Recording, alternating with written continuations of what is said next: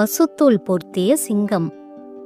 ஒரு அடர்ந்த காட்டுல கண்ணு கெட்டிய தூரம் வரைக்கும் பச்சை பசேல்னு புற்கள் வளர்ந்திருந்துச்சு.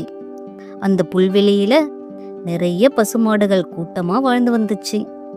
அதுங்க எல்லாமே ஒண்ணுக்கொண்ணு ரொம்ப அன்பாகவும் ஒற்றுமையாகவும் இருந்துச்சு.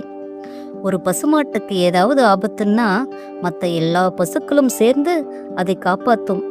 அதனால எந்த விலங்கும் அந்த பசு கூட்டத்துக்கு கிட்ட நெருங்கவே பயப்படும். அந்த காட்டுல ஒரு பெரிய சிங்கம் ஒண்ணு இருந்துச்சு. அது ரொம்ப பலசாலி. ஆனா வயசு ஆக ஆக அதுக்கு வேட்டையாட முடியல. அதுக்கு பசுமாட்டு இறைச்சி சாப்பிடும்னு ரொம்ப ஆசை.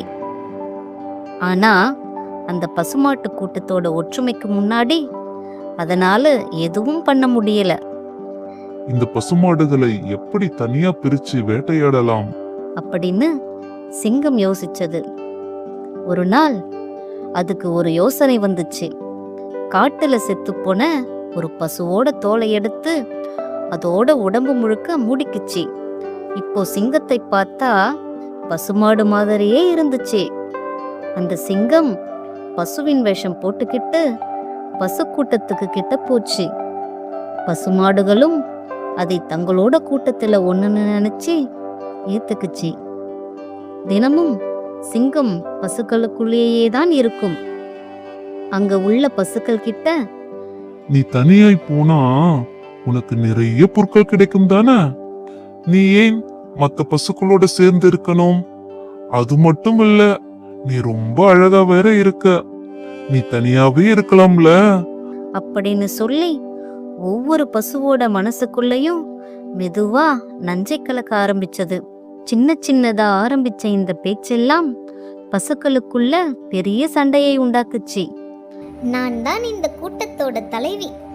நான் சொல்றத தான் எல்லாரும் கேட்கணும். நான் சொல்றத மட்டும்தான் எல்லாரும் செய்யணும் அப்படின்னு ஒரு பசு சொல்ல, இன்னொரு பசு, நானும் உன்ன மாதிரி தான். நான் ஏன் நீ சொல்றத கேட்கணும்? நீ சொல்ற மாதிரி எல்லாம் நடந்துக்கணும் அப்படின்னு கேட்க ஆரம்பிச்சது. இப்படி ஒற்றுமையா இருந்த பசு கூட்டம் கொஞ்சம் கொஞ்சமா பிரிஞ்சு தனியா மேய ஆரம்பிச்சது. சிங்கம் இதைத்தான் எதிர்பார்த்துக்கிட்டு இருந்துச்சு.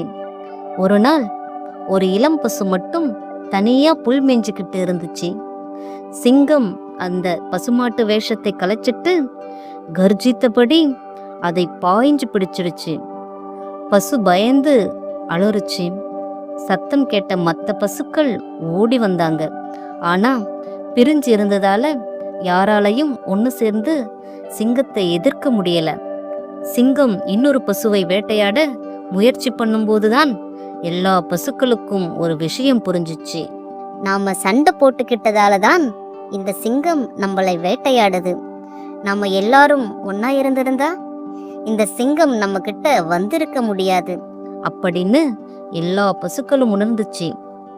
உடனே அவங்க எல்லாரும் ஒன்னு சேர்ந்து சிங்கத்தை எதிர்த்து சண்டை போட ஆரம்பிச்சாங்க. ஒன்னா சேர்ந்த பசுக்களோட பலத்தை சிங்கத்தால தாங்க முடியல. அதுக்கு பயம் வந்து அந்த இடத்தை விட்டு ஓடி போச்சு. அப்போதான் அந்த பசுக்கூட்டம் ஒரு உண்மையை புரிஞ்சுக்கிச்சு. ஒற்றுமையா இருந்தா நம்மளை யாருமே தோற்கடிக்க முடியாது. அன்றிலிருந்து அந்த பசுக்கள் மறுபடியும் சண்டை போடாம ஒற்றுமையா வாழ்ந்துச்சு. கதை சொல்லும் நீதி என்னன்னா, ஒருத்தரோட பலம் அவங்களோட ஒற்றுமையில தான் இருக்கு. நாம எல்லாரும் ஒன்னு சேரும்போது பெரிய கஷ்டத்தை கூட ஈஸியா ஜெயிக்கலாம்.